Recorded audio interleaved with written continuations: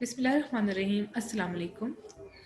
कानूनी शहादत ऑर्डर 1984 में जो हमारा आज का टॉपिक है वो है identification parade and its evidentiary value. आज के अपने इस टॉपिक में हम देखेंगे आइडेंटिफिकेशन परेड, इसके सिंपल मीनिंग, इसके लिटरल मीनिंग, इसका रेलेवेंट प्रोविजन क्या है, क्यों ज़रूरत पड़ती है कि आइडेंटिफिकेशन परेड की जाए, इसकी इंपॉर्टेंस क्या है, इसका ऑब्जेक्ट क्या है, कौन आइडेंटिफिकेशन परेड को कंडक्ट करवाएगा, मोड ऑफ कंडक्टिंग क्या होंगे आइडेंटिफिकेशन परेड के, और कब इसको कंडक्ट करवाना चाहिए। फिर देखेंगे कि अगर ये टेस्ट करवाया जाए, when such test are necessary, कब ये नेसेसरी होगा, कब लाजमी हो जाएगा कि आइडेंटिफिकेशन परेड करवानी लाजमी है या ज़रूरी है, और कब ये ज़रूरी नहीं है कि आप ना करवाएं आइडेंटिफिकेशन परेड, और क्या हो अगर आप ये टेस्ट करवाएं ही ना, और किस स्टेज पर आइडेंटिफिकेशन परेड को होना चाहिए। इससे रिलेटेड जितने भी रूल्स हैं आज हम वो भी देखेंगे, इसकी एविडेंटरी वैल्यू जो बहुत ही इंपॉर्टेंट क्वेश्चंस हैं, और लास्ट में हम देखेंगे क्या अक्यूज डिमांड कर सकता है आइडेंटिफिकेशन परेड के लिए। तो चलें शुरू करते हैं अपना टॉपिक। लिटरल मीनिंग आपको इसके जैसे कि नज़र आ रहे हैं ये proof of identity and parade means procedure, यानी ये आइडेंटिफिकेशन परेड का मतलब हुआ कि एक बंदा जो है वो दूसरे को आइडेंटिफाई कर रहा है, एक प्रोसीजर है जो अडॉप्ट किया गया है, एक शख्स को बुलाया गया है कि आप आएँ और उसको आइडेंटिफाई करें कि आया ये वही इंसान है जिसने क्राइम जो है वो कमिट किया है, ये अक्यूज है भी या नहीं है, या फिर इनोसेंट पर्सन है। सिंपल मीनिंग में भी आपको यही बता रहे हैं कि identification parade is identification of stranger offender who is not previously known to the witness, यानी विटनेस उसको पहले नहीं जानता था और अब उसको बुलाया गया है कि आप आइए और उसको आइडेंटिफाई कीजिए। इसका आर्टिकल 22 है कानूनी शहादत ऑर्डर 1984 में। Need of conducting identification parade, जी क्या ज़रूरत पेश आई कि आप आइडेंटिफिकेशन परेड करवा रहे हैं, क्यों करवा रहे हैं, क्या वजह है करवा रहे हैं। कह रहे identification parade is conducted only whenever the accused is stranger, जब विटनेस के लिए, विक्टिम के लिए, समटाइम विक्टिम ही विटनेस भी होता है, तो जो विटनेस है आपका जो आके बोल रहा है कि मैंने इसे देखा है कि इसने ये किया है, अक्यूज को पहचान रहा है, आइडेंटिफाई कर रहा है, अगर अक्यूज्ड पहले स्ट्रेंजर था विटनेस के लिए तब तो ज़रूरी हो जाता है कि आप आइडेंटिफिकेशन परेड जो है वो करवाएं।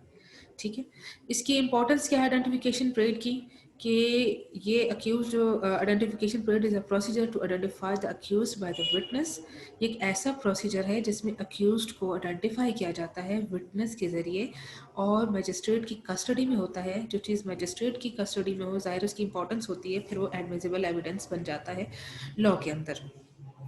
नेक्स्ट देखिए ऑब्जेक्ट क्या है इसका। देखिए जो बेसिक ऑब्जेक्ट है और आइडेंटिफिकेशन परेड का वो ये है कि सिर्फ और सिर्फ रियल ऑफेंडर को पहचानना, कहीं ऐसा तो नहीं कि कोई इनोसेंस पर्सन आ गया है और उसको सज़ा मिल रही है। ठीक है, रियल ऑफेंडर को पहचानना ये इसका जो है बेसिक ऑब्जेक्ट इसका सिर्फ यही है। इसके अलावा हम देखेंगे identification parade, who conducts identification parade, बिल्कुल जी ये मैजिस्ट्रेट करेगा, उसी की जुरिस्डिक्शन बनती है। और किन मोड से कौन से मोड होंगे जिससे आइडेंटिफिकेशन परेड जो है वह कंडक्ट करवाई जा सकती है। ये मॉडर्न डिवाइसेस है जिसमें टेप रिकॉर्डर है, कैमरा है, वीडियो है, ऑडियो है, या फिर कोई मैप है, या फिर जैसे कि एनिमल्स है लाइक डॉग, उससे भी हेल्प ली जा सकती है। When identification parade should be conducted, देखिए इस ये क्वेश्चन है कि इसे कब होना चाहिए,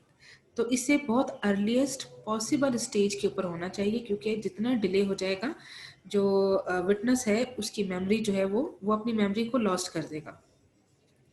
जी, when identification parade test are necessary, ये नेसेसरी कब हुआ,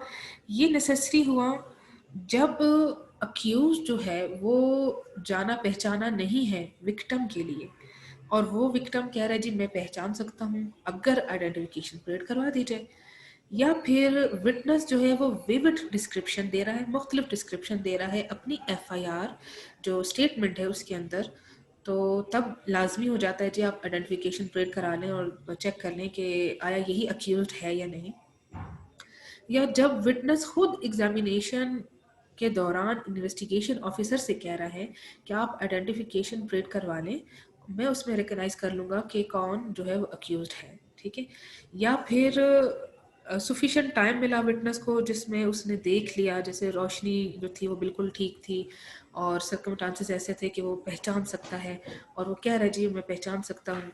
तो तब भी जो है वो नेसेसरी हो जाएगी आइडेंटिफिकेशन परेड। या फिर कोई भी ऐसी ये पेक्यूलियर फीचर्स जो होते हैं, कोई ऐसा फीचर्स जिसकी वजह से वो कह रहा है कि जी मैंने देखा था अक्यूज्ड को, उसके चेहरे पे कोई जख्म का निशान था या कोई मारपीट का निशान था या उसका हाथ टूटा हुआ था या वो लंगड़ा कर चल रहा था, कोई ऐसी फीचर्स दे रहा है, तब जो है आइडेंटिफिकेशन परेड जो है वो नेसेसरी हो जाती है करना। अब ऐसा नहीं है कि जो लंगड़ा रहा है तो सारे ही वही बंदे ला के रख दिया जाए जी आइडेंटिफिकेशन परेड में। तो इसके लिए हम आगे पढ़ेंगे कि 1 से लेकर 9 तक डमीज होती हैं और सबको ना वो जो सबको ही तकरीबन वो सेम, अगर किसी के फेस पे कोई निशान है तो सबके फेस पे निशान होगा, अगर कोई लंगड़ा के चल रहा तो सबको लंगड़ा कर चलवाया जाएगा, दिखाया जाएगा कि भाई आप पहचाने। इसका बेसिक पर्पस हमने ऑब्जेक्ट पढ़ा था कि सिर्फ और सिर्फ पहचानना है कि जो अक्यूज है वो रियल में कौन है, रियल ऑफेंडर कौन है। नेक्स्ट देखिए, when identification parade does not become necessary, कब ये जरूरी नहीं है आप ना करवाएं जी। अगर अक्यूज विटनेस को, मतलब विटनेस जो है वो अक्यूज को पहले से जानता है, ठीक है, तब तो जरूरी नहीं, विटनेस पहले से पहचानता है अक्यूज को तो आइडेंटिफिकेशन परेड कराने की जरूरत नहीं है। या फिर जब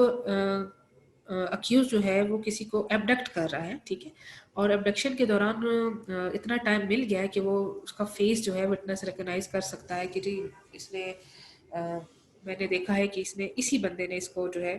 एबडक्ट किया है, मैं इसको देख रहा था, ठीक है, तब भी ज़रूरी नहीं होती है। अब नेक्स्ट है कि what if such parade does not carried out, क्या हो कि अगर आप आइडेंटिफिकेशन परेड करवाएं ही ना, क्या हो जी, इसमें प्रोसिक्यूशन को प्रॉब्लम फेस करनी पड़ेगी, सॉल्व नहीं हो पाएगा केस इजीली। तो ये केस ला भी यहाँ पर मैंने मेंशन किया है जो बता रहा है कि identification parade helps incorporate the evidence given in trial. जी बिल्कुल, ये एक ऐसा एविडेंस है जो ट्रायल में आपको हेल्प कर सकता है। नेक्स्ट देखिए, इससे रूल जो rule relating to identification parade है जी, time, possible time, earliest possible time पे होना चाहिए, सुपरवाइज इसको मैजिस्ट्रेट करेगा, प्लेस इसके लिए जेल या कोई और सिक्योर प्लेस हो, डमीज इसमें 1 से 9 चाहिए होती हैं, ठीक है, और विटनेस को सेपरेट लेकर आना है, एक साथ इकट्ठा नहीं कि आज जी आप, आपको बुलाया जा रहा है 3 हो 4 हो 5 हो जी आप इकट्ठे आ जाओ, नहीं ऐसा नहीं। अगर विटनेस है तो उसको सेपरेट लाया जाएगा, सेपरेट लाया भी जाएगा और सेपरेट रखा भी जाएगा दूसरे विटनेस के साथ, और अक्यूज्ड के साथ भी उसे सेपरेट ही रखा जाएगा ताकि वो बगैर खौफ के अक्यूज्ड को पहचान सके। इसके अलावा एविडेंटरी वैल्यू, ये एक इम्पॉर्टेंट क्वेश्चन है कि आइडेंटिफिकेशन परेड की इम्पॉर्टेंट वैल्यू क्या है। देखिए सम टाइम ऐसा होता है कि ये इतना सफिशेंट होता है, ठीक है, कि आइडेंटिफिकेशन परेड की बेस पर भी कन्विक्शन पनिशमेंट मिल जाती है, ठीक है, अगर प्रॉपर प्रोसीजर अडॉप्ट किया जाए तो ये एक सब्सटेंटिव पीस ऑफ एविडेंस बन जाता है और ये जो है माना जाता है, ठीक है। लेकिन सम टाइम ऐसा होता है कि अगर विटनेस कह रहा है जी मैंने देखा है, आप आइडेंटिफिकेशन प्रिंट करवा लें, यानी उसमें कॉर्पोरेशन की ज़रूरत है, तो फिर उसमें फिर कॉर्पोरेशन के बाद जो है फिर डिसाइड किया जाता है कि आया जो है इसकी वैल्यू है या नहीं। लेकिन ये एक